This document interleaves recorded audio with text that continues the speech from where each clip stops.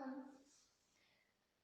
So lunge, low lunge, high lunge, crescent lunge, runner's lunge, crescent moon lunge. Another one of the asana that we use a lot in our practice, and we use a lot of variations. There's so much that you can do with this pose. But the main thing is, first of all, to get your foundations right. So we're going to look at foot placement of lunge, low lunge. And I've clubbed the whole thing in together, low lunge, crescent lunge, because the foot placement is basically the same. So,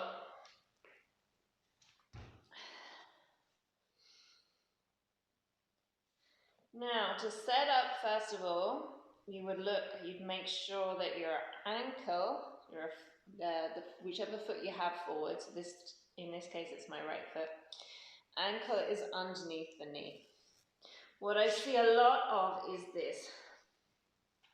It's actually really hard to hold. Okay, so there's a lot of strain there on my knee, on my ankle, on my shin. You want to make sure your joints are stacked. So even if it lands there, pick it up and bring it forward, so that your ankle is underneath your knee. Now my joints are stacked and my leg is nice and strong.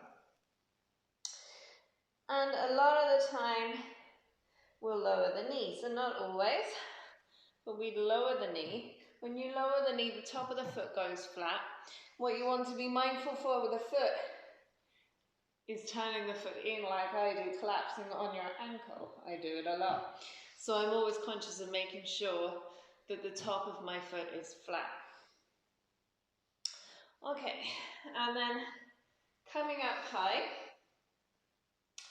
If you send the weight forward, you're coming into quite a lot of a back bend. And we're raising the arms up. This can be quite difficult for a lot of people, especially if you have lower back issues. If you have the lower back issues, then rather than leaning into it, pull back a little bit. And then feel like you're hugging everything in so that you have a corset on. And then raise your arms up. So you'll see my back is a lot straighter. And I'm balancing here, I'm pressing my right foot into the floor and the top of my left foot into the floor.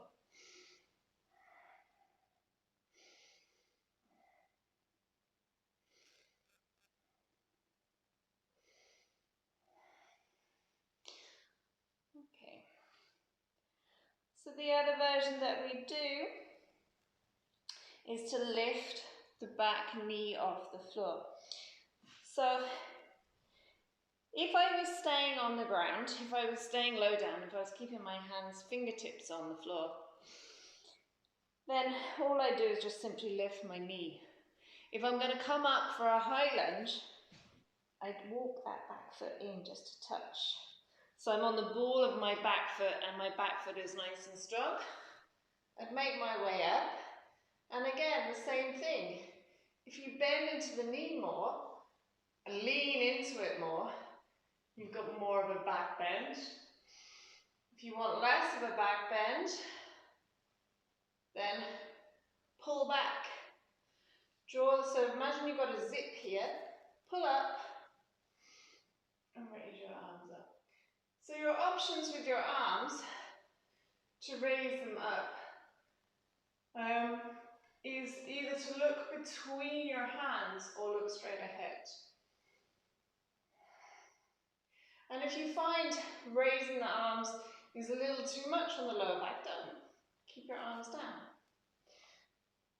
So you don't have to do everything that it says in the practice.